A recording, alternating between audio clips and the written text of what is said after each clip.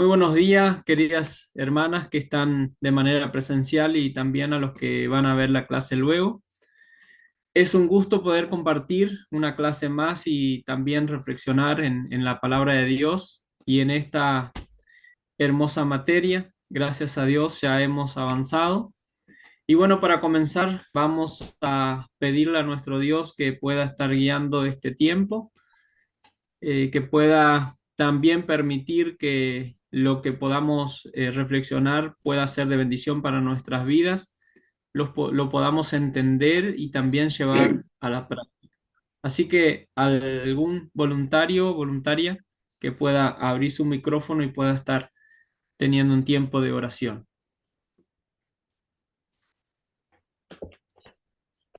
Yo, hermano,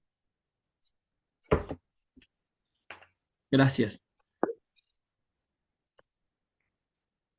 amado Padre Celestial, te damos gracias por el privilegio de tener tu palabra en nuestras manos y por el deseo que has puesto en el corazón de muchos hermanos de estudiarlas con sinceridad en cada punto de este mundo. Te pedimos que nos llene de sabiduría, discernimiento y perseverancia mientras profundizamos en el conocimiento de tu verdad. Que cada lectura y meditación sea guiada por tu Santo Espíritu. También te rogamos, Padre, por los profesores que nos enseñan tu palabra. Dales claridad, paciencia, humildad y un corazón lleno de amor por ti y por los que aprenden. Que sus enseñanzas estén alineadas con tu voluntad y que puedan ser instrumentos tuyos para edificar a tu iglesia. Bendícenos en este día miércoles, en esta mañana de aprendizaje, en el nombre de Jesús nuestro Salvador. Amén. Amén. Gracias, hermana. Hemos estado viendo acerca de la influencia del pecado y de las dimensiones del mal. El mal está en el mundo y está afectando todas las partes de nuestro ser. Todo nuestro cuerpo está afectado por el mal. Entonces, nosotros para reconocer y para reflexionar sobre el mal y también en medio de este mundo lleno de maldad, tomar decisiones sabias y decisiones de acuerdo al mensaje que el Señor nos ha dejado y a su voluntad, reflexionamos en la ética cristiana. ¿Para qué estudiamos la ética cristiana? Para ser mejores cristianos, para ser mejores hijos de Dios. Por eso es importante que todo lo que aprendamos, reflexionamos, lo llevemos a la reflexión, a una reflexión profunda en nuestra vida, que podamos reflexionar en nuestro ser, en nuestro cuerpo, nuestra mente, cómo estamos cuidando nuestro cuerpo, nuestra mente, nuestras emociones, cómo nos estamos acercando a nuestro Dios, con miedo, con temor, con respeto, con amor. Reconocemos a Dios como soberano en nuestra vida. El objetivo de estudiar la ética cristiana es que nos podamos conducir por la vida de manera correcta, de manera eh, piadosa, tal y como se condujo el Señor Jesús. Todos nosotros somos parte de una iglesia, de una comunidad, de una congregación. Todos somos hijos, todos somos, algunos somos padres, somos vecinos, somos hermanos en la fe. Que cada uno de nosotros podamos aplicar los mensajes que el Señor nos ha dejado en su palabra, los conceptos que Él nos ha dejado, los principios, y podamos ser buenos hijos de Dios. Que en nuestra vida íntima para con Dios podamos reflexionar y analizarnos cómo nos estamos conduciendo. ¿Para qué vamos a estudiar la ética? Para que se vea reflejado el carácter de Dios, el carácter de Jesús en nuestras vidas, ¿no? En nuestra vida de iglesia muchas veces nos enfocamos en las leyes, en las normas, pero las aplicamos con más severidad para los demás y con mucha liviandad para nuestras vidas. El punto es que podamos tener un acercamiento a Jesús, podamos tener una comunión, una relación plena y profunda con el Padre y podamos reflejar, podamos tener ese carácter piadoso, misericordioso, lleno de amor, de bondad que tuvo el Padre, que tuvo Jesús con los semejantes. Y que no vivamos una vida de apariencias, una vida en la cual queremos demostrar que guardamos todas las cosas, más bien que podamos tener una vida de integridad, una vida de gozo, de felicidad, de alegría por servir, por ser hijos de Dios, por ser cristianos, que podamos ser personas diferentes al mundo. En el mundo hay muchas filosofías, hay muchas alternativas que nos llevan también a la reflexión y nos está invadiendo el mal. El mal está cada vez tomando más terreno y también las mentiras del enemigo, los distintos pensamientos que se presentan en la sociedad. Nosotros tenemos que tener bien en claro quién es nuestro Dios, quién nos ha redimido, quién es nuestro Salvador y a quién debemos rendirle culto y en quién podemos encontrar la paz para nuestras vidas. Ese es mi anhelo, ¿no? Que cada uno de nosotros podamos ser cristianos auténticos, cristianos que viven una plena relación profunda con el Padre. Que cada uno de nosotros en nuestro hogar sea un reflejo del amor de Cristo. En nuestro hogar, en la iglesia, que podamos trabajar mucho en nosotros, podamos trabajar y acercarnos ante el Padre para que Él pueda transformar y redimir nuestra mente, nuestro corazón, nuestra conciencia y que cada día nos acerquemos más con ese deseo de ser transformados cada día a su imagen y semejanza, que su carácter sea reflejado en nuestras vidas. Nuestra carnalidad, nuestra naturaleza infectada por el pecado siempre nos va a tentar, nos va a llevar a ir en contra de la voluntad de Dios, nos va a llevar a juzgar, a criticar, nos va a llevar al chisme y nos va a llevar a ser soberbios, orgullosos, que nadie nos diga nada, pero el carácter de Cristo, el carácter de Jesús fue muy diferente. Él fue humilde ante el Padre, ante los hermanos. Él fue una persona que estuvo dispuesta a aprender, a cada día entregarse por la causa, ¿no? Por eso les animo a que estudiemos la ética, estudiemos esta materia, profundicemos.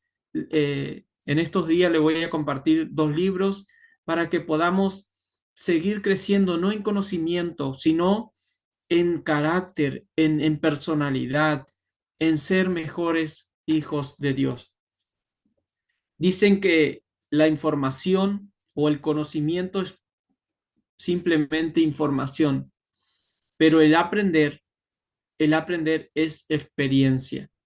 Por eso todo lo que nosotros aprendamos, todo lo que nosotros podamos leer, es simplemente conocimiento, es simplemente información. Pero cuando nosotros lo llevamos a la práctica, cuando nosotros lo aplicamos en nuestra vida, comenzamos a reflexionarlo de manera profunda, de manera sincera, lo empezamos a aplicar ahí, comenzamos a aprender todos estos conceptos. Hay muchos conceptos, la ética es una materia muy amplia y profunda, pero si no nos enfoquemos en el todo, lo poquito que podamos aplicar cada día, nos proponemos de cada semana aplicar al menos un concepto, reflexionarlo en nuestra vida, en un año seguramente vamos a crecer muchísimo. Les voy a compartir pantalla. y hoy vamos a hablar acerca del...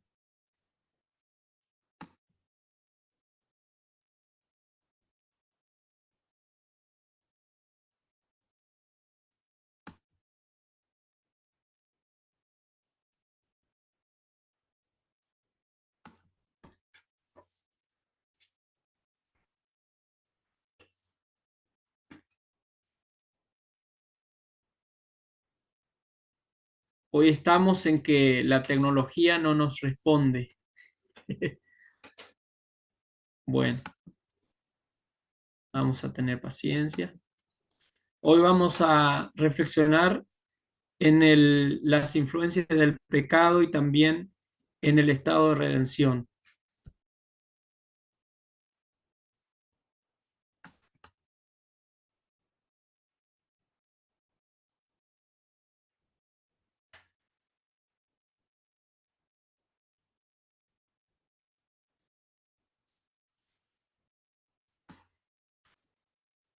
Se compartió, se puede Está ver. cargando.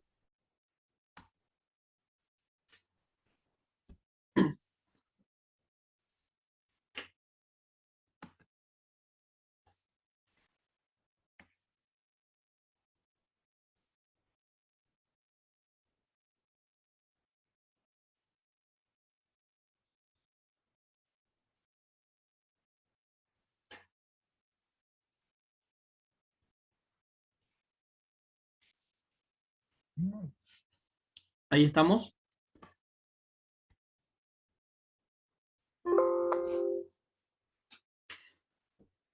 En la influencia de pecado.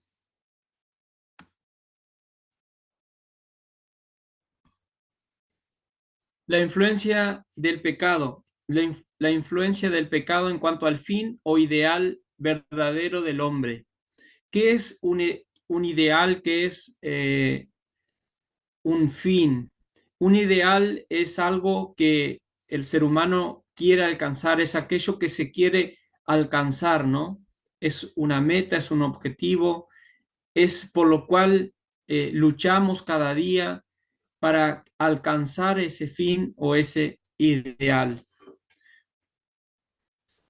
El verdadero fin o el sumo bien del hombre en principio fue el agradar a Dios. La influencia del pecado hizo que ese fin fuera pervertido, fuera distorsionado, fuera quitado, ¿no? No es ahora el fin del hombre agradar a Dios, sino que por la influencia del pecado, este fin o ideal eh, ha sido destruido, ha sido roto, ha sido pervertido. ¿Qué es un ideal? Hay un conferencista que hace la pregunta y dice, ¿cuál es peor? ¿El hambre físico o el hambre espiritual? El hambre emocional.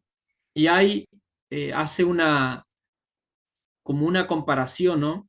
El, el hambre, por el hambre físico, la persona es capaz de matar, la persona es capaz de asesinar o cometer cualquier atrocidad por el hambre físico, pero por el hambre espiritual o por una idea, por un ideal, es capaz de dar su vida.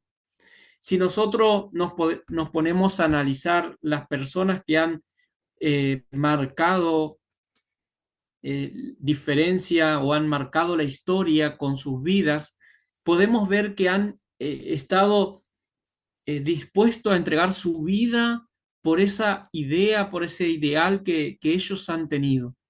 Y Jesús fue uno de ellos. Jesús entregó su vida por el ideal que él tenía. Su ideal, su fin último era el agradar a Dios, el hacer la voluntad de Dios, el traer redención a la humanidad, el traer libertad, el traer salvación. Por eso, por su ideal último, él entregó su vida. Y así podemos ver en la historia muchos personajes que han han estado dispuestos a entregar su vida por el ideal que han tenido, por las ideas que han tenido, ¿no? Por el fin que querían alcanzar. Podemos ver la Madre Teresa de Calcuta cuando estuvo trabajando, sirviendo a personas leprosas, en aquel tiempo más de 40 grados de calor, moscas, olores terribles. También intentaron o fue expuesta también su vida, ¿no? En la cual hasta tuvo en peligros de que la asesinaran y estar trabajando con los leprosos, con estas personas, ¿no? Que se les salía sacar cosas en estado de putrefacción. Y fue algo tremendo lo que ella hizo, pero también lo que ella logró, ¿no? Logró que, que hoy haya un movimiento en el cual muchas personas estén sirviendo, dispuestas a estar trabajando en favor de los necesitados, en favor de los pobres. Fue una mujer pequeña, una mujer como nosotros, pero tenía un ideal tan grande que hasta estaba dispuesta a entregar su vida. ¿Qué es un ideal? Es algo que queremos alcanzar. Y todas las pequeñas cosas que hacemos cada día van a ir en relación para alcanzar ese ideal, ¿no? Cada uno de nosotros tenemos ideales, tenemos metas a alcanzar y cada cosa, cada día, cada aporte que hacemos a diario va en favor de ese ideal que queremos alcanzar. De la misma manera, Martín eh, Luther King tuvo una influencia tremenda y también estuvo dispuesto a dar su vida en favor de la libertad, ¿no? Mahatma Gandhi, sin armas, con total, eh, en una lucha pacífica, ¿no? Lograr los objetivos y también marcar un rumbo, cambiar el rumbo de la historia, ¿no? Han entregado sus vidas por el ideal. ¿Qué es un ideal? Es una idea, es algo a alcanzar. El fin último del hombre creado por Dios era adorar a Dios. La influencia del pecado hizo que este fin fuera tergiversado. Hay para el hedonista, el placer es el último o el ideal a alcanzar, es el fin a alcanzar. Y no solamente eso, quiere que todos lo alcancen también. Quieren que todos tengan la misma perspectiva. Por eso nosotros todos tenemos un ideal, un propósito como seres humanos. Y al estar infectados por el pecado, queremos que todos piensen de la misma manera que pensamos nosotros. La influencia del pecado sobre la libertad humana. Hay tres tipos de libertad: el psicológico, el teológico y el moral. El psicológico no ha sido tan afectado porque el ser humano aún puede decidir hacer el bien, aún puede decidir escoger hacer el bien, no hacer el mal, hacer el bien. El teológico es un poco más afectado porque el hombre no se puede salvar a sí mismo. El hombre iba a estar imposibilitado de alcanzar la salvación por sí mismo. Por eso con nuestras obras, nosotros no podemos alcanzar la salvación, alcanzar saldar la cuenta para con el Padre. Es imposible que el ser humano pueda alcanzar la salvación por sus propios medios. Tenemos el moral. El hombre no puede ser bueno por sí mismo. El hombre no puede ser bueno. Por eso dice Pablo que y tanto enfatiza en esto, ¿no? Que nadie se gloríe, no, nadie va a ser salvo por las obras, es por gracia de Dios, es por la gracia de Dios que vamos a ser salvos, no hay manera de nosotros poder alcanzar la salvación o alcanzar a ser buenos por nuestras propias fuerzas. Por eso el apóstol Pablo enfatiza tanto en que somos salvos por gracia, somos salvos por el sacrificio que el Señor ha hecho en nuestro favor. Somos salvos y alcanzamos la paz para con Dios solamente porque el Señor ha tenido misericordia y Él ha proveído la salvación y la manera de alcanzar el restablecer la relación para con Dios. Y aquí me quiero detener un poquito, ¿no? Cuando hablamos de la creación y el principio de vista cristiano, el principio de vista que tenemos como aceptando la creación de Dios, ¿no? Dios como creador, el ser humano como un ser perfecto que podía elegir no pecar. Eh, Dice, el hombre no puede pecar, puede no pecar, el hombre no puede no pecar.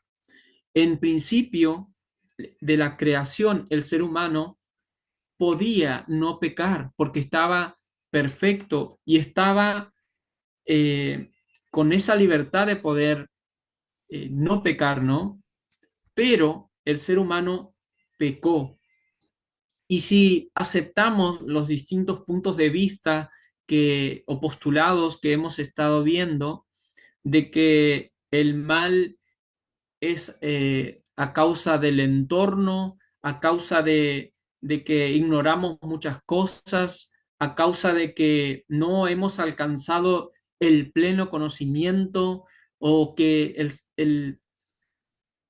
el mal está porque hay algo oscuro dentro nuestro. Si aceptamos todas estas cosas, no tenemos la posibilidad de ser redimidos, de ser salvos, de alcanzar salvación. Por eso es importante que este concepto, el postulado que Dios nos plantea, ¿no? Toda su creación, toda eh, su, toda su voluntad, ¿no? Y también la libertad que le da al ser humano es aceptable porque hoy nosotros tenemos la posibilidad de ser salvos y alcanzar salvación. ¿Cómo alcanzamos salvación? ¿Cómo alcanzamos para poder acercarnos nuevamente a Dios?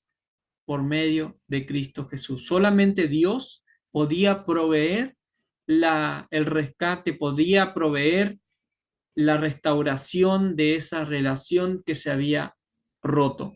El hombre puede no pecar, en principio podía no pecar. El hombre hoy no puede no pecar. Es decir, como seres humanos hoy no podemos no pecar porque somos pecadores. Todos somos pecadores, ¿no? Todos hemos nacido en condición de pecado bajo la influencia de la naturaleza pecaminosa, la influencia del pecado en cuanto a la conciencia humana. El conocimiento es la norma con lo que la conciencia juzga y regula la conducta humana. Está pervertido y por lo tanto en su ejercicio la conciencia está equivocada. La sensibilidad de la conciencia para discernir el mal se ha debilitado. Es decir, la conciencia juzga de acuerdo a las normas que va adquiriendo, ¿no? Por supuesto que está pervertida, la conciencia está equivocada. Por eso hay tanta corrupción, tanta maldad, tanta aberraciones que se producen en la sociedad, en la humanidad. La conciencia humana está pervertida, ¿no? Está infectada por el pecado. No, no, no nos, no nos muestra las normas que debemos seguir. La conciencia perdió la sensibilidad por la influencia del pecado, perdió la sensibilidad para discernir el mal, ¿no? Se ha debilitado. En el estado de redención se la puede resumir de la siguiente manera. El pecado humano es perdonable porque es esencialmente la violación de la voluntad de Dios. El pecado humano, siendo la voluntad de la santa voluntad de Dios, no es perdonable sin que haya una satisfacción moral. Es decir, el pecado humano es perdonable porque es la violación de Dios. Ahora, ¿cómo vamos a proveer o vamos a alcanzar la satisfacción moral? Solamente porque Dios lo ha proveído, ¿no? El sacrificio infinito de Jesucristo, el momento crucial en la redención objetiva, ha dado completa satisfacción por el pecado del hombre y por este sacrificio la barrera entre el hombre y Dios está en un principio quitada.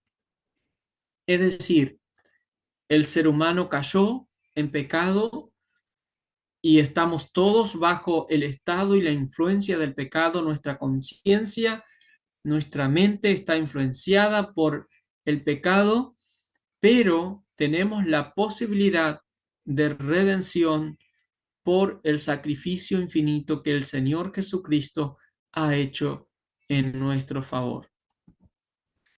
Las implicaciones éticas de la redención. La redención y la libertad de la voluntad, cuando la vida nueva esté implantada en el hombre, el creyente quedará restaurado a su verdadera libertad. La libertad espiritual nuevamente puede escoger el bien. Es decir, la redención y la libertad de la voluntad, la nueva relación, la nueva las nuevas normas que el Señor va a implantar en nuestra mente quedará restaurada y puede escoger el bien nuevamente, ¿no? La libertad espiritual, la verdadera libertad espiritual. En el día de ayer estaba hablando con una persona y él decía que ¿por qué el hombre no puede ser libre? ¿Por qué vive esclavo de las distintas cosas que el hombre se esclaviza, ¿no? Entonces le hablaba de esto, ¿no? Que el hombre tiene libertad de escoger y hacer lo que quiere, pero, pero nunca será libre en su ser, no, nunca será pleno, porque la libertad que aparentemente es libertad positiva para los seres humanos, nos van esclavizando a situaciones, a prácticas, a relaciones, a vicios, a adicciones que nos van, en vez de hacernos libres, nos van haciendo cada vez más esclavo. Y eso es lo que nos autodestruye.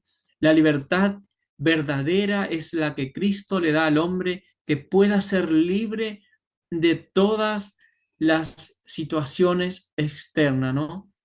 Por eso Pablo dice, puedo vivir y todo lo puedo en Cristo que me fortalece, sé vivir en escasez, sé vivir en abundancia, no importa las circunstancias externas, puedo vivir y estar pleno en Cristo Jesús.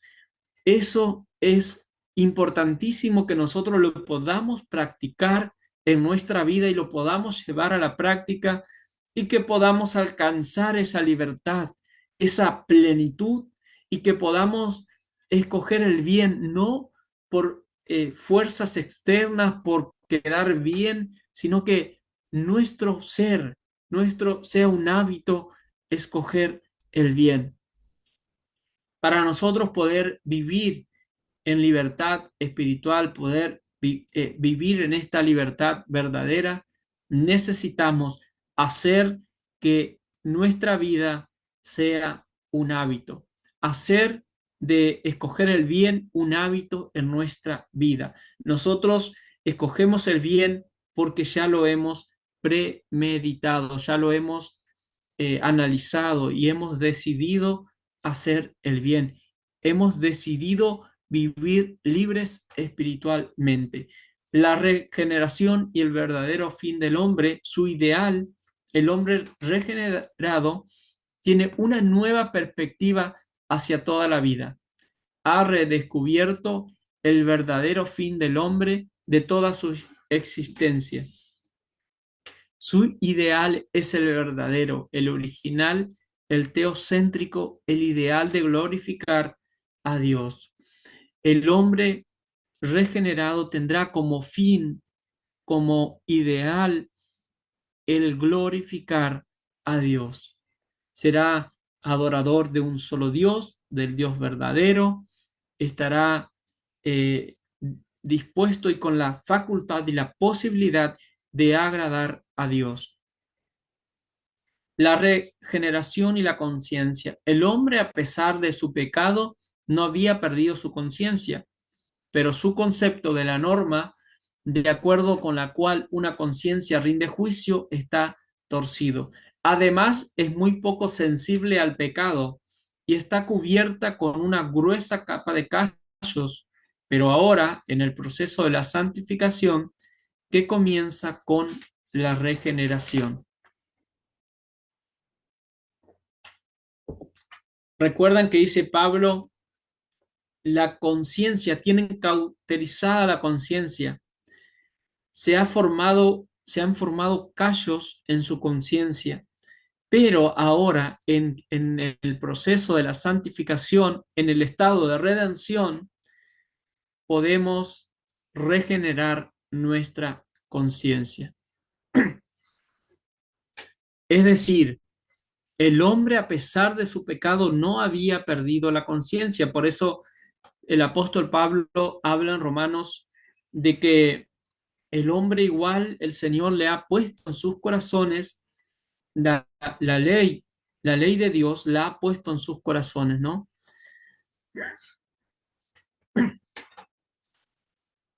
Hoy en día hablar de pecado es como que genera incomodidad, ¿no? No es tan aceptable, hay como una cierta resistencia a la palabra pecado.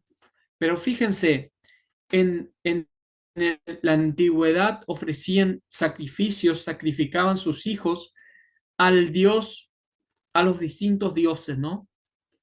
Y si nosotros decimos, ¿estás dispuesto a sacrificar a tu hijo al Dios X? Obviamente vamos a decir que no y toda la sociedad, la mayoría, va a estar en contra de esta práctica. Ahora, hoy se está debatiendo el sacrificio de niños por medio del aborto, pero como es el pecado, es como que está disfrazado, ¿no? Con una linda frase y que podemos decir es que para la libertad de la mujer y entonces como que sí, hasta los cristianos comenzamos a como a tener ciertas dudas, ¿no? En ciertos casos, y sí podemos, puede ser, ¿no? Pero es pecado. Entonces, la conciencia para aquel tiempo no les decía nada. Entonces, el juicio, la norma que podía rendirle lo que está bien o lo que está mal a la conciencia, estaba afectado, ¿no?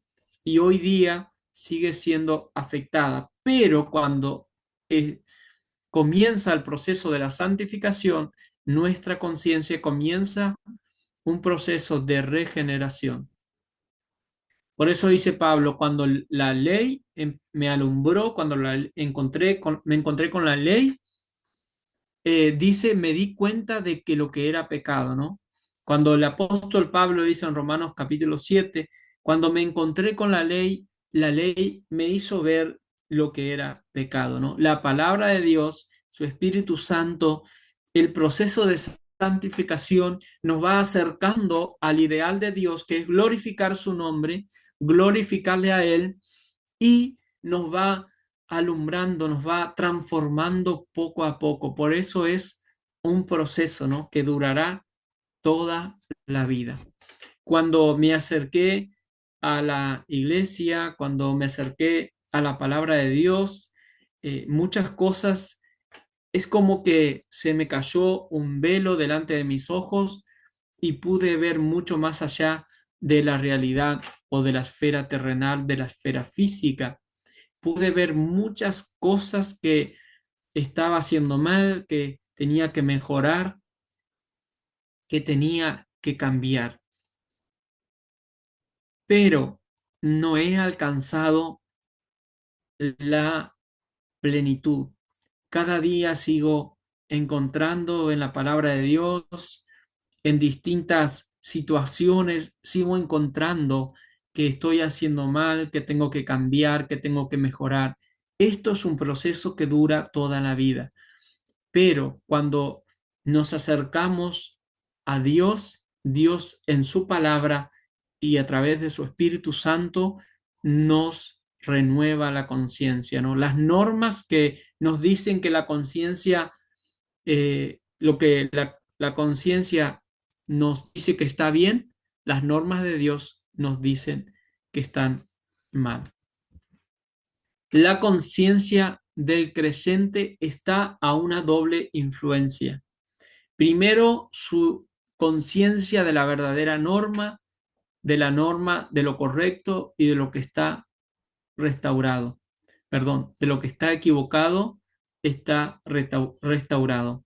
Segundo, la influencia de la regeneración en la conciencia es tal que la hace progresivamente más sensible a fin que responda en su debida manera.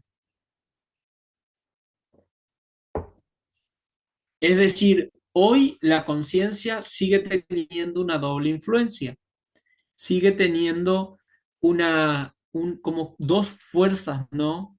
Algo que nos permite, nos excusa, nos acusa, sigue teniendo una doble influencia, porque la influencia del pecado sigue estando en nuestra conciencia, nuestra naturaleza, pero también está el Espíritu de Dios obrando en nuestras vidas.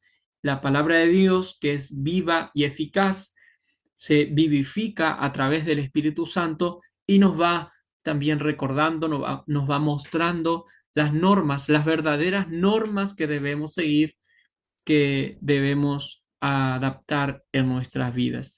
Su conciencia de la verdadera norma está restaurada, de lo correcto y de lo equivocado está restaurado, ¿no? Hoy, por medio de la conciencia está restaurada, ¿no? Hoy podemos ver más claramente lo que es correcto y lo que es incorrecto. Aquello que para nosotros, antes de conocer a Cristo, era correcto, era aceptable, lo podíamos realizar. Hoy eso está restaurado y hoy nos muestra de manera más clara de lo que está bien y lo que está mal en nuestras vidas. Segundo, la influencia de la regeneración en la conciencia es tal que le hace progresivamente más sensible a fin de que responda a su debida manera. La palabra de Dios es poderosa, es viva, es eficaz, aún hoy sigue siendo y obrando en la vida de las personas. Por eso hay personas que se vuelven más sensibles y obviamente todos nos volvemos más sensibles, ¿no? A la conciencia. Nuestra conciencia se vuelve más sensible. Y por ejemplo, en la historia que hemos comentado del buen samaritano, ¿no? Esta persona fue movida a misericordia. Él fue movido a misericordia. Fue porque su conciencia era sensible, ¿no? Dijo, no puedo dejar esta tirada en relación a mi prójimo, en relación a los actos que cometo, que afecto a otras personas, ¿no? La conciencia se vuelve más sensible y ya puedo elegir hoy no pecar, hoy puedo elegir no hacer el mal, hoy puedo elegir hacer el bien, ¿no? Por eso la conciencia restaurada en estado de redención se vuelve más sensible. Es es importante que podamos volvernos más a Dios, podamos tener más tiempo para con Dios, podamos acercarnos a su palabra y permitir eh, estar en la presencia de Dios, dedicar un tiempo para Él. Hoy día, si hacemos un análisis en cuanto o una encuesta, ¿cuánto tiempo dedican para Dios? Y es importante que nos hagamos esta pregunta.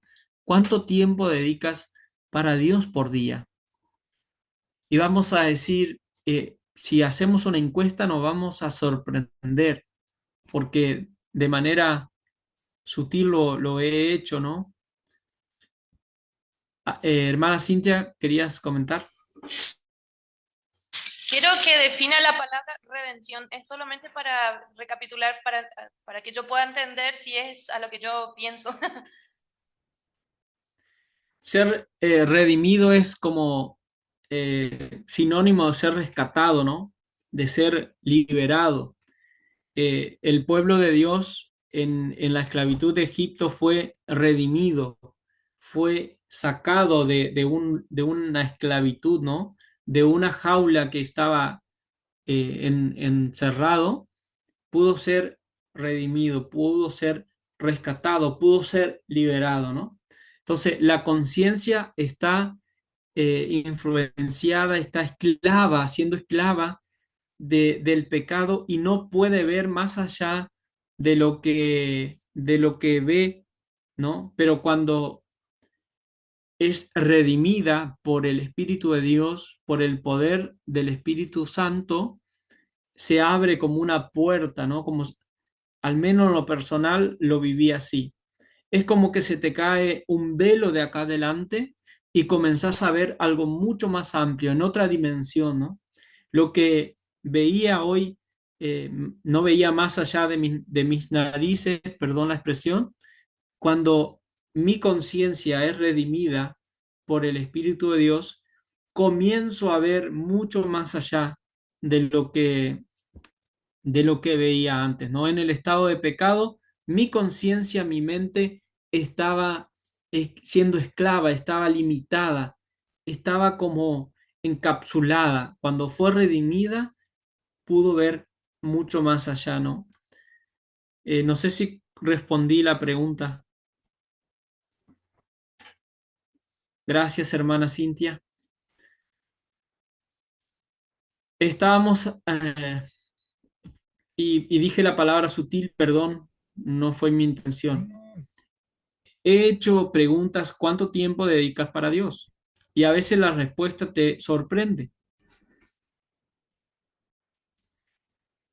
porque es muy poco el tiempo que se tiene para Dios. Y muchas veces, y esto lo vimos en espiritualidad cristiana, el estar mucho tiempo para Dios, pero poco tiempo para con Dios, pero poco tiempo con Él, no es sinónimo de espiritualidad. Por eso es importante, hermanos, que nosotros tengamos tiempo para con Dios, que nos podamos presentar delante de Él y tener tiempo con Él y podamos reflexionar en nuestra vida para que nuestra conciencia se vuelva más sensible, se vuelva más misericordiosa, se vuelva más empática, que pueda ser más amorosa, dice, ¿no? Dice eh, el Señor, misericordia quiero y no sacrificios, quiero misericordia, quiero que amen, quiero que sean bondadosos, que sean empáticos, que tengan compasión, ¿no? Eso es lo que el Señor quiere de nosotros. Nuestra conciencia va entrando en un estado de transformación, en el estado de santificación, que va a durar toda nuestra vida. El ideal moral del cristiano. ¿Cuál es el ideal del cristiano? ¿Cuál es el ideal moral del cristiano, no? Una vida sin ideales, si fuera posible, sería una vida sin progreso, sin propósito y sin sentido.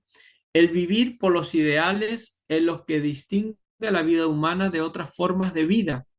Un ideal es la representación mental de lo bueno que anhelamos. Es lo que nos esforzamos para lograrlo.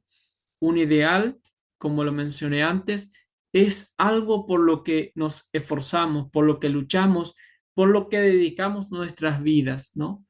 Es por ese ideal. Y cada uno de nosotros tenemos un ideal.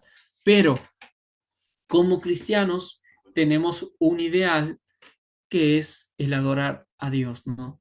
Cada vida humana contiene un verdadero complejo de ideales, pero los fines menores, las metas y los ideales pequeños están subordinados a la relación de un ideal único, grande y que incluye todo. Este sublime ideal que cada persona inteligente tiene es un fin principal, el ideal de su vida, el bien más alto, concreto o teórico, perdón. El sumo bonum, sumo bien, en latín, sumo bonum. Es el sumo bien, ¿no? Cuando nosotros pensamos en formar un hogar, formar una familia, cuando pensamos realizar la casa, ¿no? Cada cosa que hacemos es en relación para terminar esa casa, ¿no? Para lograr ese fin. El fin es hacer la casa. Cada ladrillo que colocamos, cada abertura que colocamos, estas son las pequeñas cosas, las pequeñas metas o ideales pequeños que vamos haciendo y nos vamos esforzando para lograr esa, al final, esa casa que habíamos pensado, que habíamos ideado, ¿no? Entonces, nuestro ideal, ¿cuál es? El agradar a Dios. ¿Cómo vamos? ¿Cuáles son las metas pequeñas y los ideales pequeños?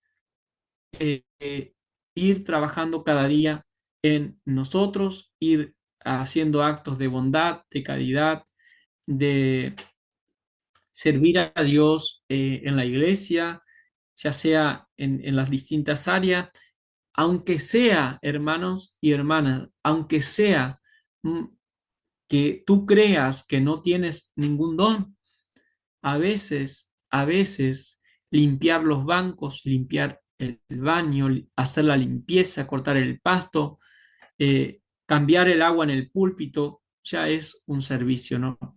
Ya es un ideal pequeño que vamos realizando cada día para poder glorificar el nombre de Dios. Ideales, por más pequeños que parezcan, están contribuyendo a un ideal más grande, que es siempre el glorificar a nuestro Dios. ¿Alguna pregunta, algún comentario?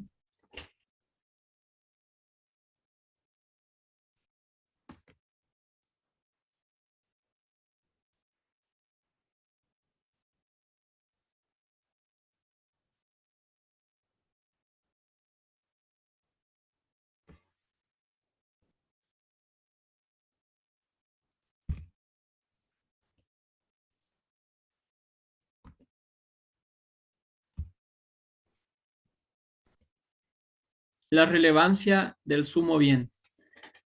De todo esto deducimos que el sumo bonum de una persona es aquel bien que anhela por su propio valor y en términos de ese bien busca los otros bienes. El verdadero sumo bonum del hombre no puede ser sino único, único y unificado. Al considerar el ideal humano, no nos interesa saber empíricamente lo que sean los ideales actuales, ni describirlos. El ideal moral cristiano es revelado por Dios mismo. El ideal moral cristiano es revelado por Dios mismo. El ideal único y unificado del ser humano, del cristiano, es glorificar a Dios. Dios ha revelado, Dios ha redimido, Dios ha proveído los medios para salvar a la humanidad, para salvarnos como seres, como personas caídas, personas que estamos en pecado, personas que estamos alejadas a los planes de Dios, a los propósitos de Dios, a la ciudadanía de Dios. Dios es quien nos va a redimir por medio de Jesucristo y por eso Él es quien nos redime y también nos plantea el ideal, ¿no? El sumo bonum, el ideal que Él mismo ha revelado. Lo que buscamos como seres humanos es glorificar a nuestro Dios. Y por ende, cuando glorificamos a Dios, nuestras vidas comienzan a tener sentido. Nuestra vida comienza a tener sentido, ¿no? Nuestra vida comienza a desarrollarse dentro de un propósito eterno, dentro del propósito que Dios tiene para nuestras vidas, ¿no? Es importante que cada vez que nos levantemos en la mañana podamos estar agradecidos, podamos encomendar nuestra vida al Señor y podamos preguntarnos, ¿qué puedo aprender hoy y en qué puedo servir al Señor, ¿no? En todo momento, en todo lugar que andemos, nuestro objetivo, nuestro ideal sea siempre glorificar a nuestro Dios. Cuando nos conduzcamos en la vida, cuando salgamos a la sociedad, en nuestro hogar, que nuestros hijos, nuestra pareja, nuestros padres, nuestros vecinos, nuestros hermanos de iglesia puedan decir, este realmente es un hijo de Dios que vive para agradar a Dios, ¿no? Que nuestro ideal sea siempre el agradar a Dios. El ideal moral según el Antiguo Testamento. Y vamos a ver de manera rápida el ideal moral en el Antiguo Testamento y también en el Nuevo. Yahvé y la ley. Yahvé es el nombre que Dios dio a su pueblo para que éste le pudiera invocar. Es el nombre del Dios que se revela, que se hace conocido y por el cual se relaciona con su pueblo. Esta verdad básica y revelada determina todo lo que sigue. Implícito en esta verdad está el íntimo e inseparable nexo entre la religión y la oralidad. Es la característica más notable de toda la ética bíblica. A diferencia de otros dioses, podemos ver que en la antigua Grecia, ¿no? Que cuando Pablo fue y estuvo ahí, dice que había muchos dioses y había el nombre a un dios no conocido, ¿no? Había muchos dioses, pero ninguno se revelaba, ningún dios respondía del otro lado, era simplemente dioses que estaban en la mente humana, ¿no? El dios Yahvé, él es un dios que se da a conocer cuando que se compromete, que se compromete con la creación, que se compromete con su pueblo, se relaciona con él. Cuando el Señor le dice a Moisés, tú a través de ti voy a liberar al pueblo de Egipto, ¿no? Y dice, ¿y en nombre de quién voy? ¿Quién tú eres para que yo vaya a decir, el Dios va a liberar este pueblo, ¿no? Y el Señor le dice, soy el que soy. Ve tú y dile que yo soy el que soy, ¿no? Él se compromete, él a través de milagros sobrenaturales, él hace y se da a conocer y se compromete y se relaciona y lleva adelante el propósito y el plan que Dios tiene para con su pueblo, ¿no? Es una verdad básica que nada y está demostrada a través de la historia y eh, está comprobado de que Dios se ha comprometido con Él dio su nombre, Él dio su identidad, Él se dio a conocer. No es un Dios indiferente. Vayan y libérense de la esclavitud de Egipto, sino que Dios se va a dar identidad, ¿no? Nosotros no le damos, eh, nosotros no le damos, ¿no? Cuando nos piden el nombre, nos piden nuestra identidad, nuestra, nuestro DNI, el número de documento, no se lo damos a cualquiera. Entonces, Dios se da a conocer, da su nombre, ¿no? Da a conocer y se compromete para que nosotros le podamos invocar. Una segunda verdad básica y fundamental de la ética veterotestamentaria está inseparablemente ligada con la primera. Se la puede expresar de esta manera. La relación que Jehová mantiene con su pueblo es una relación de pacto, verit, ¿no? Es una relación, es un pacto que el Señor hace con su pueblo, con, con, eh, con sus hijos, ¿no? Él los libera en la esclavitud de Egipto, pero Él también lleva adelante sus fuerzas, sus propósitos, su mano poderosa va con ellos porque Él se da a conocer, ¿no? Con Abraham el Señor hace un pacto y a pesar de que Abraham le va a fallar cuando, en primer lugar, Dios le dice que a través de él iba a ser una gran nación, Abraham falla porque él no cree o duda del pacto y tiene un hijo con la sierva, un hijo con la esclava, ¿no? Pero Dios va a llevar adelante ese pacto. Dios le prometió bendecirlo y lo bendijo a través de él, a través de sus hijos, ¿no? Jacob, a través de Isaac. El Señor fue llevando adelante la bendición que le había prometido a Abraham. Dios llevó adelante el pacto, aunque sabía, aunque el pueblo, aunque los patriarcas le fallaron, Dios tiene una relación de pacto y Él la va a llevar adelante. No, cuando con David, cuando hizo un pacto, ¿no? Cuando le da David es el rey de Israel, David falló, David cayó y el Señor llevó adelante su pacto.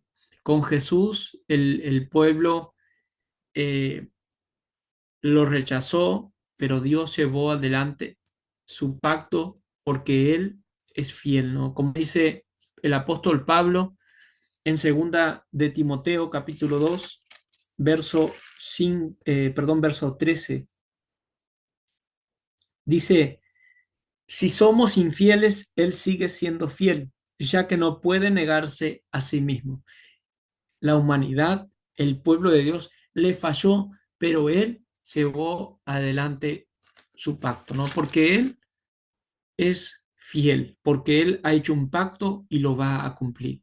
Él llevó adelante el pacto y lo que le había prometido, tanto a Moisés como a Abraham, como a Jacob y como a todos los patriarcas y los personajes.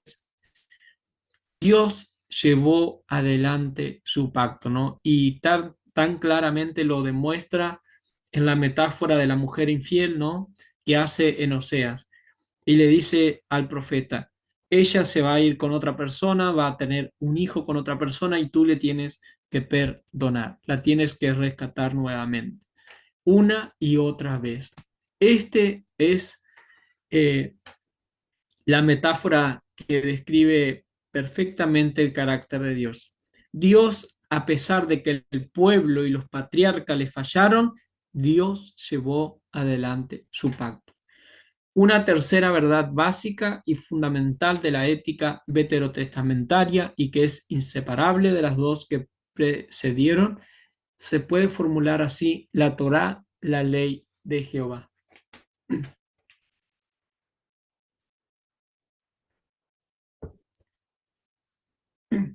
El Señor no es que dejó al ser humano a la deriva, sino que también dejó la ley del Señor. Y a pesar de que hay muchas controversias y dicen que si Dios hubiera determinado otras leyes hubieran sido aceptables y que porque Dios determinó las distintas leyes tenemos que aceptarlas,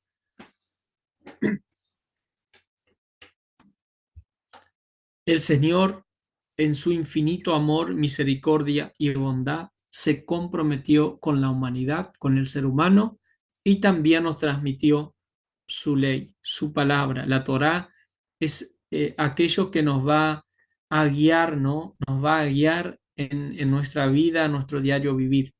Y no tenemos que ver la ley o los mandamientos como prohibiciones, tenemos que verlos como bendiciones para nuestras vidas. Si analizamos los mandamientos de Dios, podemos ver que su Espíritu Santo que mora en nosotros nos va a llevar a guardarlos, a andar en su palabra, y eso es lo que nos va a llevar a la plenitud, a la paz, y el bien último de glorificar a Dios va a ser una realidad en nuestras vidas. El día que nosotros podamos ser libres y podamos andar en la ley del Señor, vamos a poder ver que estamos plenos.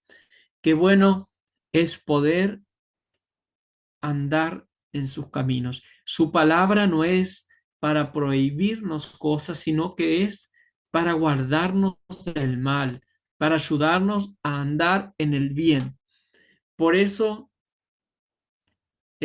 una verdad fundamental de la ética es la ley de nuestro Dios. Y tenemos que hacer distinción entre lo que es la ley moral y lo que es la ley circunstancial o la ley o las leyes de convivencia, ¿no? Las leyes civiles son muy distintas. Hay leyes que se dieron en determinado contexto, ¿no? Hay 613 leyes que nosotros hoy están abolidas, por así decirlo, pero la ley moral de Dios sigue vigente. Hay leyes que están relacionadas con la limpieza, con la pureza, en relación con otras personas, pero la columna vertebral de la ética cristiana, de la relación entre Dios y su pueblo, es la ley moral de Dios. Sigue vigente, es de donde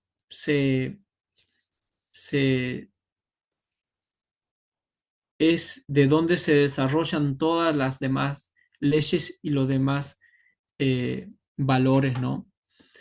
En principio tenemos los cuatro, que es la relación de Dios con su pueblo, y después la relación del ser humano con su prójimo. También Dios se ha revelado a través de su palabra de la ley. Y podemos ver en los distintos salmos que dice: cuánto amo yo tu ley, cómo puede el joven limpiar su camino, dice el Salmo 119, verso 9, con guardar tu palabra. Los principios morales del Antiguo Testamento reflejan la voluntad para la vida práctica del conjunto de la humanidad. El Creador conoce a sus criaturas, en particular al ser humano creado, a su imagen y semejanza, y conoce mejor que nadie la clase de vida moral que le conviene para que pueda desarrollarse en su plenitud humana. Es decir, los principios morales del Antiguo Testamento no se van a contradecir del Nuevo. Jesús lo que vino a cumplir y lo que vino a, a confirmar son los principios de los 10 mandamientos. Cuando Jesús dice, eh, amarás a Dios por sobre todas las cosas y a tu prójimo como a ti mismo, está resumiendo los 10 mandamientos en dos. El Antiguo Testamento, la voluntad, la vida práctica, ¿no? Para la humanidad, porque conoce el Señor a sus criaturas, conoce al ser humano creado a su imagen y semejanza, y conoce él mejor que nadie la clase de vida moral que le conviene para que pueda desarrollar su plenitud humana. ¿Cómo vamos a lograr la plenitud como humanos? Es andando en la ley moral de nuestro Dios. Él sabe qué nos conviene, Él sabe cuál es lo mejor, qué es lo mejor para el ser humano. Y esto lo podemos ver en las distintas experiencias que hemos tenido. Hemos visto en la vida personal y en distintas historias de vida que se han alejado, que han desobedecido la ley moral de Dios, han desobedecido su palabra, sus principios, y podemos ver las distintas desgracias que llegan a la vida de una persona que decide dar la espalda a la voluntad de Dios. Por eso es importante que podamos vivir conforme a la voluntad de nuestro Dios. El principio de responsabilidad. El hombre es respondente y responsable. La Biblia desarrolla ante el hombre el principio de responsabilidad. En primer lugar, somos responsables ante Dios, quien nos llama, ¿dónde estás tú?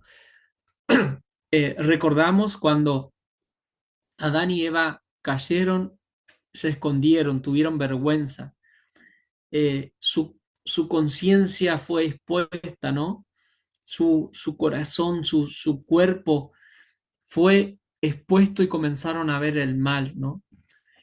Y tuvieron vergüenza. Y el Señor le dice, ¿dónde estás tú?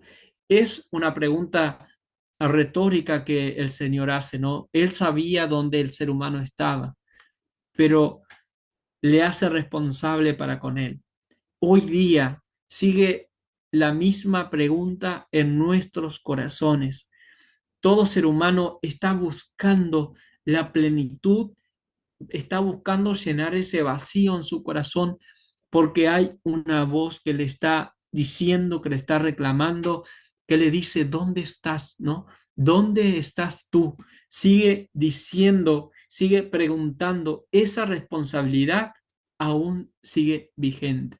Por eso es cuando muchas veces cometemos, a veces pasamos en la ruta y vemos una persona haciendo dedo o permitiendo que si lo podemos llegar, y uno pasa y no para, y luego hay algo que te reclama ahí, ¿no? Y te dice, es tu prójimo, es tu prójimo.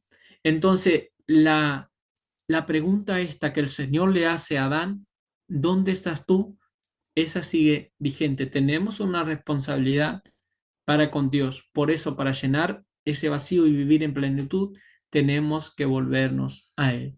En segundo lugar, somos responsables ante el hombre lo que somos ante Dios. ¿Dónde está Abel, tu hermano? Dios dice a cada hombre, eres responsable ante mí por tu hermano. Hoy sigue siendo la misma pregunta y hoy seguimos diciendo, se la buscó, que se maneje, se la buscó, que se arregle. ¿Acaso yo soy responsable de las decisiones de los demás? No está diciendo eso. Lo que está diciendo es, ¿qué haces tú con tu hermano, con tu prójimo, no? Eres responsable, somos responsables. Cuando el Señor le preguntó a Caín, ¿dónde está Abel tu hermano? Lo está haciendo responsable de su hermano, ¿no? Y hoy nosotros somos responsables de nuestro prójimo, de nuestros hermanos. Los 6 mandamientos, segundos están relacionados a nuestra relación con nuestro prójimo, con nuestros hermanos. Por eso es importante que reflexionemos en esto. Somos responsables ante Dios por nuestros hermanos. La responsabilidad es uno de los nombres del amor, puesto que es una de sus manifestaciones prácticas. El amor no es un sentimiento fugaz y un impulso fugaz, aún sino un compromiso de la voluntad a favor del otro que implica la decisión de responsabilizarme, de él como si fuera yo mismo. El amor no es un sentimiento, no es algo fugaz, es un compromiso que uno hace para con el otro. Y eso lo vemos reflejado en la metáfora de la mujer cuando le dice al profeta en el libro de Oseas, tú debes amarla, tú debes ir, buscarla y seguir amándola. Eso es lo que hace Dios con nosotros. El amor de Dios no es un amor fugaz. El ser humano le falló hasta el cansancio, sin embargo, entregó a su Hijo Jesús en favor de nosotros. Entregó a su Hijo Jesús, a su único Hijo, en favor de toda la humanidad. Dios no es un Dios que tiene un sentimiento fugaz. Dios es un Dios que nos ama de manera responsable, de manera incondicional. Responsabilidad y gracia. Si entendemos el decálogo y el principio de responsabilidad como ley, reducimos su contenido a una forma de moralidad que vivimos entre la angustia y la frustración. Toda lectura del Antiguo Testamento debe hacerse desde Cristo y en el Espíritu. La invocación de la autoridad de la Biblia sin la dependencia del Espíritu nos arrastra a la servidumbre de la letra y la decepción moral. ¿Qué quiere decir con esto? Que cuando vamos a leer la palabra de Dios, tenemos que verla desde la perspectiva de Cristo y del Espíritu Santo. No podemos ajustarnos o ajustarnos a la ley porque nos va a arrastrar a una servidumbre sin pasión, sin gozo, sin amor, sin sentir nada, ¿no? Cuando vamos a la ley, a la letra, y nos esforzamos en obedecerla porque hay que obedecer, no vamos a sentir el gozo de la salvación en nuestras vidas. Por eso es importante que nosotros podamos ir a Cristo y que su Espíritu Santo vivifique esa palabra en nuestro ser y que la podamos entender e interpretar como algo bueno para nuestras vidas. Si vamos a la ley como algo a que tenemos que cumplir, nos va a traer angustia, frustración, decepción moral, porque nos vamos a dar cuenta que no podemos cumplirla, que es Cristo en nosotros a través de su Espíritu Santo que nos va a llevar a andar en su voluntad y en su palabra. ¿Alguna pregunta? ¿Algún comentario? Quiero compartirles en el libro de Tito, capítulo 3.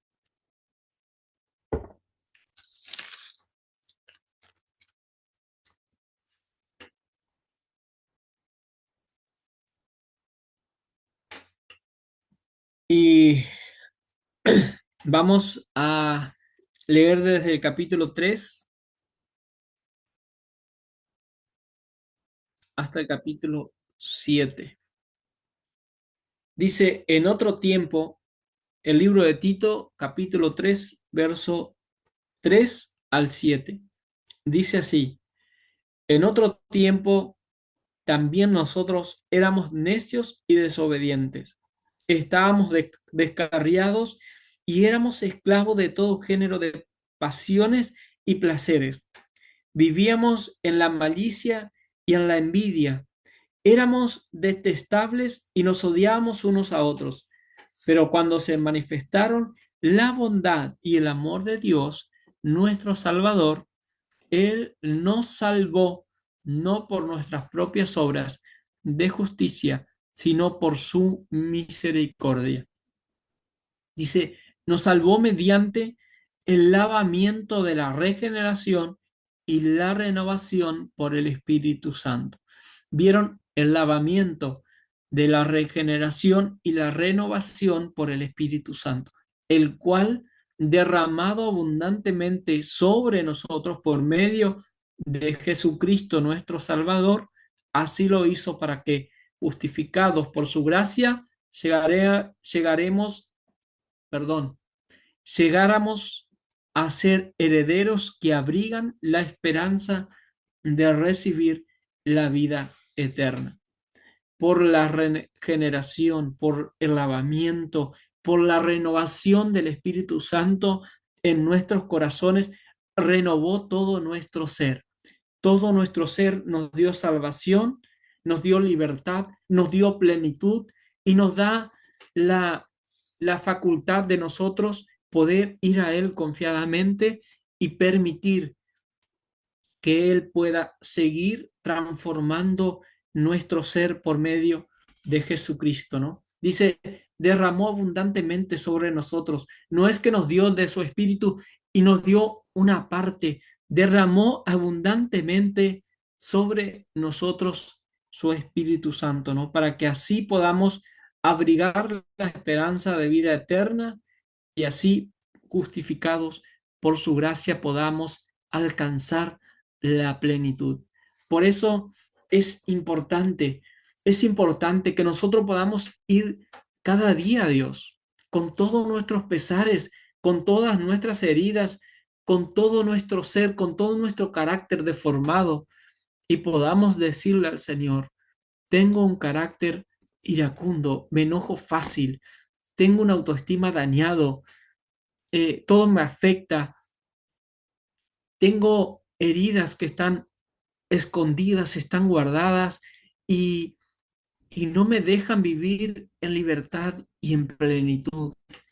Hay cosas en el corazón que todavía no están sanas, no están regeneradas, no están lavadas por el Espíritu Santo. Por eso es que debemos ir a Él y Él es especialista.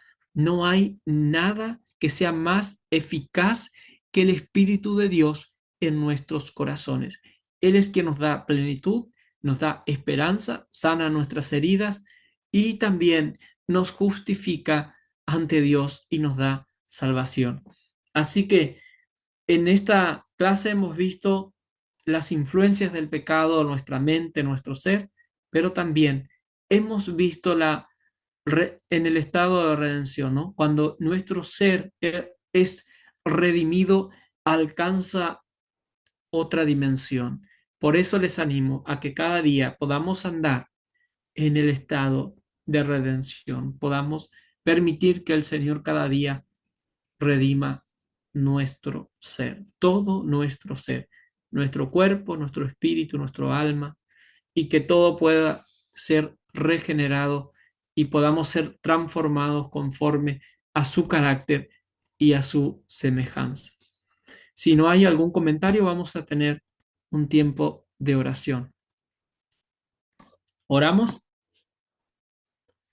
Señor y Padre que estás en los cielos, una vez más estamos ante tu presencia, agradecidos por este tiempo, agradecidos por esta clase, Señor.